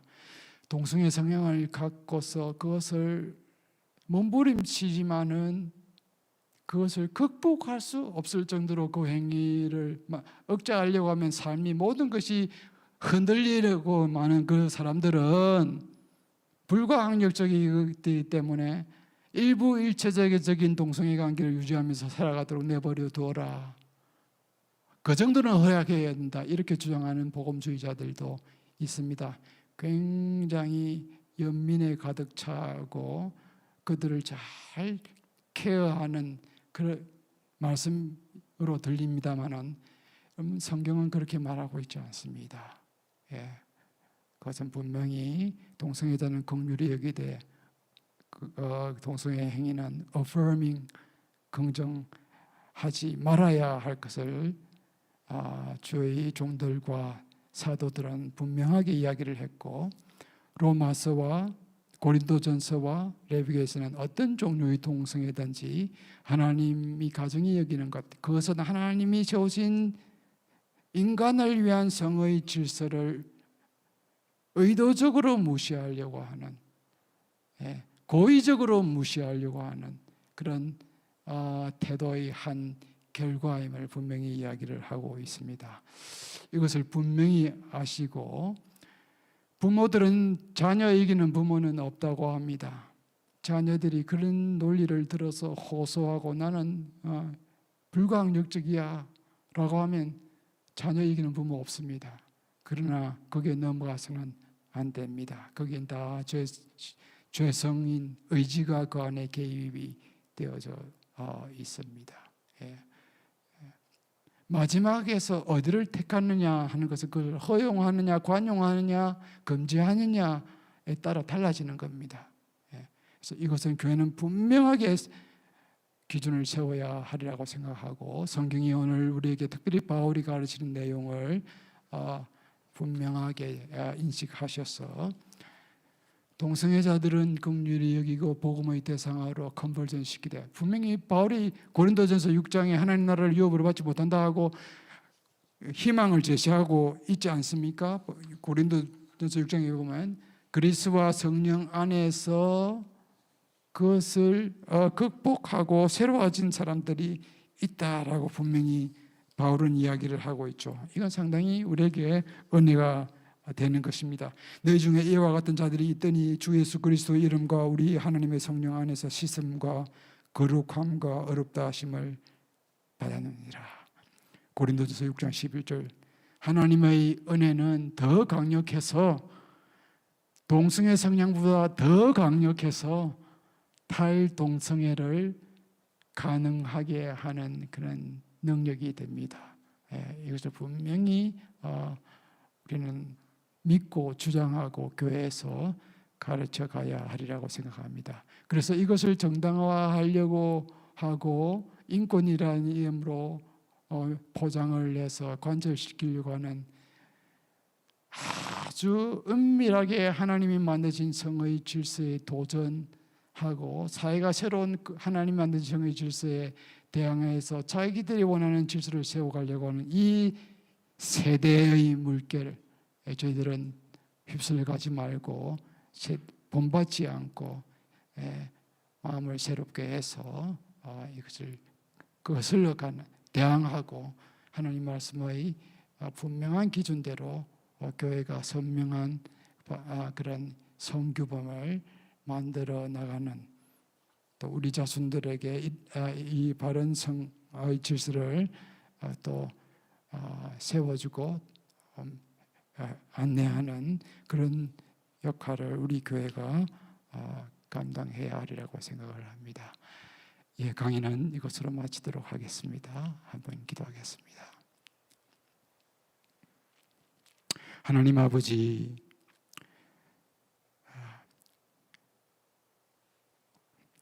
하나님의 은혜가 너무나 놀랍고 큽니다. 가만히 두었으면 우리도 하나님을 알되 하나님을 영화롭게 하지 아니하고 감사하지 아니하고 하나님 내 자신을 섬기며 이 세상 주인을 섬기면서 마음대로 정욕대로 살아갈 수밖에 없다가 죽을 수밖에 없는 저희들이었는데도 하나님께서 일방적으로 우리를 사랑하여 주시고 구원하여 주시고 하나님의 자녀로 삼아 주신 것 감사를 드립니다.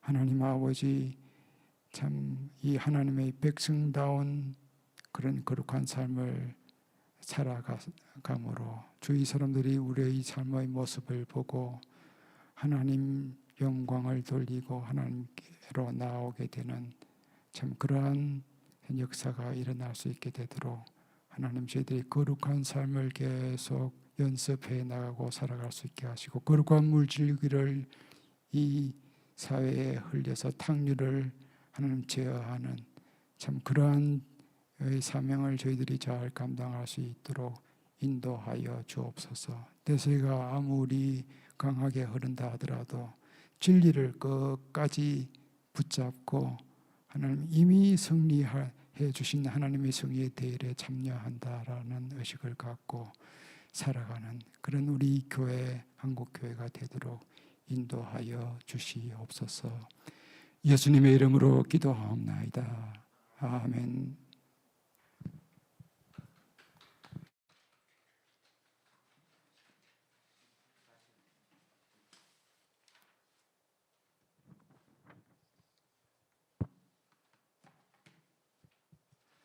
네, 우리 신원아 교수님의 그런 정말 성경에 근거한 정확한 강의 여러분 잘 들으셨죠? 저도 처음부터 끝까지 제가 신원아 교수님의 강의를 개인적으로는 여러 번 들었는데 들을 때마다 많은 좀 깨달음이 또 있었습니다. 오늘 저는 특별히 그 신학의 명확한 성경의 명확한 문구를 지성을 이용해서 교묘하게 비트는 대표적인 신학자들의 주장이 얼마나 성경의 원리에 기해서 잘못되어 있는가를 이렇게 잘 체계적으로 설명해 주시는 걸 보면서 많은 깨달음을 얻었습니다. 특별히 그 영리와 순리에 대해서 본성을 개인적 취향으로 해석해서 동성애를 성적 지향을 정당화하려는 신학적 시도에 대해선 바울의 그 서신의 로마서의 전면에서 강조되는 창조 질서의 맥락에서 그 본성을 얘기했기 때문에 그 본성을 창조 질서에 어긋나는 개인적인 성향으로 인식할 수 없다라고 하는 그런 명확한 그런 주장을 해주셔서 이 저렇게 개인적 본성으로 해결하는 자의적 해석을 성경을 전후 맥락을 포괄하는 정확한 해석으로 충분히 깨뜨릴 수 있겠다라는 생각을 좀 들었고요. 또 고린도전서와 디모데전서에 있는 남색 탐색에 대해서는 그 당시에 있었던 특별한 아동 착취나 또는 그 성전에 있는 그런 동성애만 의미하는 것이다라는 주장에 대해선 특별히 그 미동 착취를 주장하는 다른 용어가 있음에도 불구하고 특별히 성경에서 인용한 그런 단어 말라코이나 또는 그 당시 이용됐던 그 이 여성 역할을 했던 그 남자를 지칭하는 용어를 쓰고 또 남성 역할을 했던 사람들은 하나님이 가증히 여기신 그런 레위기에서 가져온 용어다라고 하는 것을 통해서 그 잘못된 주장들을 이렇게 성경에 비추어서 분명하게 드러내는 부분을 보면서 또 많은 깨달음을 얻었습니다. 특별히 이 구약의 예식법과 절기법이 폐기됐듯이 동성애에 대한 율법도 폐기됐다는 주장이 이 바울의 이 용어가 레위기에서 왔다는 걸 근거로 잘못됐다는 정말 주장을 통해서도 저는 몇 년 전에 큰 깨달음을 얻은 바가 있습니다. 최근에 그 탈동성애 운동을 우리가 많이 주목하고 있습니다. 그리고 교회는 탈동성애 사역을 많이 지원하려고 하는데 그 부분에 있어서도 역시 오늘 주신 말씀이 아주 큰 깨달음을 얻었습니다.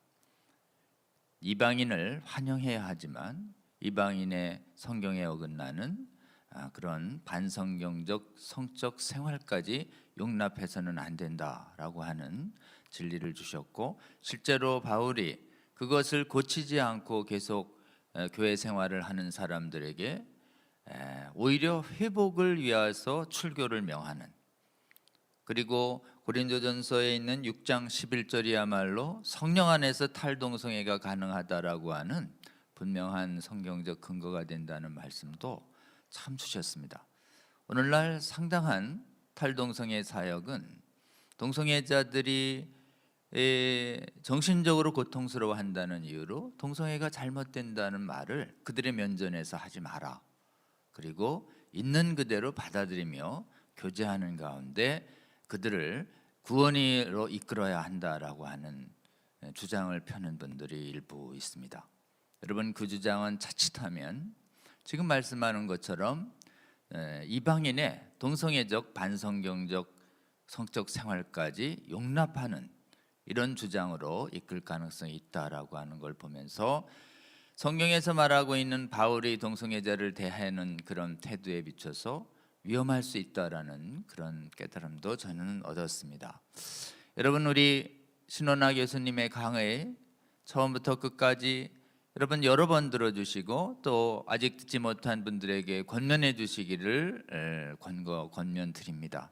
그래서 우리 신 교수님의 정말 복음에 대한 정확한 이해와 성령 충만한 강의를 통해서 여러분 각자의 삶에서 가지고 있었던 이런 미혹된 주장들을 씻어내는데 귀하게 사용하여 주시고, 또 교회 안에 들어온 성경의 해석한다는 이름으로 성경의 명확한 의미까지도 넘어서는 이 자의적 해석이 만연한 이 시대에 이 자의적 해석으로 미혹된 잘못된 생각들을 씻어내거나 교정하는데 여러분 귀하게 사용하여 주시길 다시 한번 호소드립니다.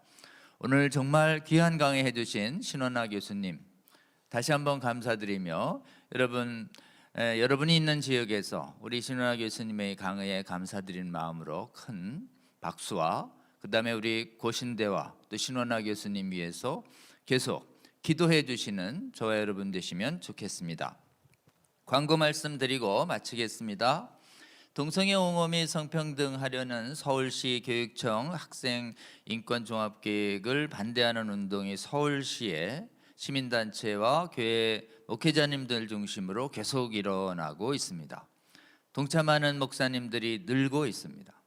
그래서 시민단체 운동뿐만 아니라 동참하는 목사님들이 늘자 학교 당국에 특히 선거를 앞두고 추진 일정들이 조금 주춤해지는 그런 것을 저희들이 감지하고 있습니다. 여러분, 우리가 믿고 순종하며 진리를 말할 때 지금 통치자들이 확실히 영향을 받습니다. 우리 서울 시내에 이 방송 듣고 계시는 성도 여러분, 그리고 목회자 여러분, 서울시에서 교육 차원에서 동성애 반대 교육을 반인권적 행위로 몰아서 금지시키려는 그런 효과를 야기할 수 있는 학생인권 종합계획 반대 활동에 적극 계속 동참해 주시기를 호소드립니다. 다음 광고 드리겠습니다. 계속해서 거듭 말씀드리지만 이상민 의원이 지금 20명 확보하고 얼마 전 MBC에서 더 추가적인 50명 확보를 위해서 계속하고 있다라고 하면서 일부의 방송을 통해서 국민들이 이 차별금지법 막는 교회의 활동을 막아달라고 호소하면서 사실은 추진의 의지를 아직 꺾지 않고 있고 계속 또 동조하려는 언론들도 상당합니다. 여러분, 그들이 가장 부담스러워하는 것이 거기에 있습니다. 그것은 한국교회의 목회자님들이 나서서 국회의원들을 설득하는 것에 대해서 가장 부담스러워하고 있습니다. 그래서 지금 전국적으로 특히 경기권과 수도권에서 목회자님들이 차별금지법을 막아서기 위해서 여야를 가리지 아니하고 지역구의 국회의원들의 면담 활동이 늘어나고 있는 것에 대해서 가장 우려스럽게 바라보고 있는데요. 여러분, 지난주에도 서울 지역과 경기권의 지금 목회자님들의 면담 활동은 계속 늘어나고 있습니다. 특히 이 선거 국면에서 목회자님들이 차별금지법과 같은 악법을 막아서려고 호소하고 면담하려고 할 때 많이 만나주고 귀 기울여질 거라고 생각합니다. 여러분, 계속 이 21대 국회가 폐기될 때까지 이 부분이 발의되지 않도록, 또 이미 발의된 정의당안이 폐기될 때까지 긴장을 늦추지 마시고 아직 만나지 못한 지역구의 국회의원들 면담 활동 기도하시면서 면담팀 구성되게 기도하여 주시고, 또 아주 적은 인원이라 하더라도 담대하게 국회의원에게 나아가서 정말 성경대로 가르치고 전하는 것을 범법으로 보는 이 말도 안 되는 악법을, 그리고 국가의 미래를 위해서 정말 위험한 법을 막아달라고 간절히 호소해 주시는 저와 여러분 되시면 좋겠습니다. 그 다음에요, 얼마 전 트랜스젠더 그로 인해서 전역 조치된 변희수 하사의 그런 죽음 때문에 사회적으로 관심이 됐었고, 또 이걸 계기로 해서 차별금지법이 제정되어야 된다는 운동 주장들이 많이 늘어나고 있습니다. 그래서 우리는 우리 트랜스젠더의 그 문제, 특히 트랜스젠더 수술이 가지고 있는 의학적 진실이 무엇이냐를 이번 기회에 국민들에게 정확하게 알리는 것이 필요하다고 생각했습니다. 그래서 정신과 전문 의료인과 그 다음에 실제로 외과적 수술을 담당하는 산부인과 전문의가 기본 발제를 해서 한국 성과학연구협회에서는 트랜스젠더가 얼마나 정신병과 그리고 자살, 그리고 또 이 수술이 가지고 있는 엄청난 의학적 후유증이 과연 무엇인가에 대해서 정확하게 의학적 진실을 알리는 그런 세미나를 준비했습니다. 다음 주 3월 30일에 오후 3시에서 5시 사이에 프레스센터에서 트랜스젠더에 대한 의학 전문 포럼이 열립니다. 저희 차바에서도 여건이 되는 대로 송출을 준비하겠습니다. 여러분, 이 부분 관심 가져주시고, 우리 변희수 하사의 죽음은 안타까운 일이지만 실제로 트랜스젠더에 대한 정신과적 또는 외과적 의학적 진실을 정확하게 이해하고 그거에 대한 올바른 분별력과 판단력을 갖는 것은 무엇보다도 중요합니다. 이번 기회에 트랜스젠더의 문제에 대한 의학적 진실이 교회와 국가 전체적으로 국민들에게 정확하게 알려지는 계기가 될 수 있도록 여러분 많은 시청과 또 시청 후에 주의의 권면 부탁드립니다. 다음에요. KBS에서 건강가정기본법 개정을 옹호하는 이 방송들이 계속되고 있습니다. 그래서 다양한 가족을 포용한다라는 주장하에, 대의명분 하에 이 건강가정기본법이 지금 동성 커플이라든지 그 다음에 또 동성 커플의 그 자녀 출산, 대리모 출산을 정당화할 가능성이 있다라고 하는 것을 가지고 이걸 반대해오는 그런 진평련의 운동에 대해서 여러 가지 왜곡 보도를 해왔습니다. 그에 대해서 진평련은 성명서를 내고 이 건강가정기본법의 정확한 실체에 대해서 국민을 미혹시키는 KBS를 규탄하고 그 바로잡아달라고 하는 성명서를 낸 바 있습니다. 그것이 기독일보나 관련 기독 언론에 홍보되어 있는데요. 여러분, 혹시 KBS의 그런 보도가 어떤 문제 측면에서 왜곡되어 있는지, 그리고 우리의 건강가정기본법 반대운동을 어떻게 왜곡해서 공격하고 있는지에 대해서 아직 모르고 있는 분들을 위해서 이 진평년의 성명서를 널리 알려주시기 바랍니다. 여러분이 알 수 있도록 이 관련 기사뿐만 아니라 진평년의 성명서 자체를 커뮤니티 방에 올려놨습니다. 활용해 주시면 좋겠습니다. 다음번 강의, 또 다음 주 강의 예고 드리겠습니다. 우리 다음번 강사로는 우리 여기 표에서 보시듯이 정일권 교수님 모셨습니다.